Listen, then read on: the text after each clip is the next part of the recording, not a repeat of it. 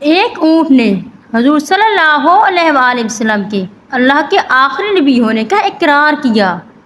آج کی ویڈیو میں ہم بتائیں گے کہ کیسے اونٹ نے حضور صلی اللہ علیہ وآلہ وسلم کے اللہ کے آخری نبی ہونے کا اقرار کیا، کیسے ثابت کیا۔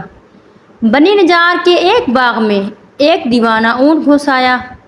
جو شخص بھی اس باغ میں آتا وہ اونٹ اسے کاٹنے کو دوڑتا۔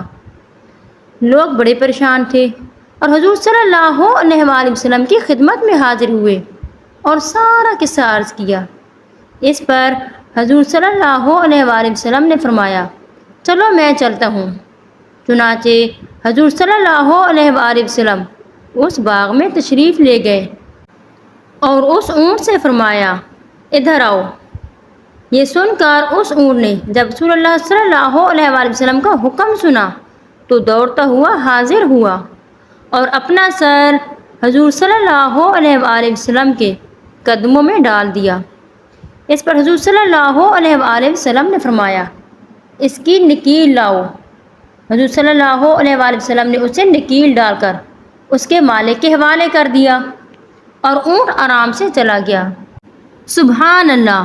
ایک جانور کہ جسے ہم لوگ کہتے ہیں کہ جانور ناسمجھ ہیں، لیکن اس اونٹ نے ہمارے حضور صلی اللہ علیہ وآلہ وسلم کا حکم سنا اور ثابت قدم رہا اور فوراً اس حکم پر عمل کیا اور آرام سے اپنے مالک کے پاس چلا گیا۔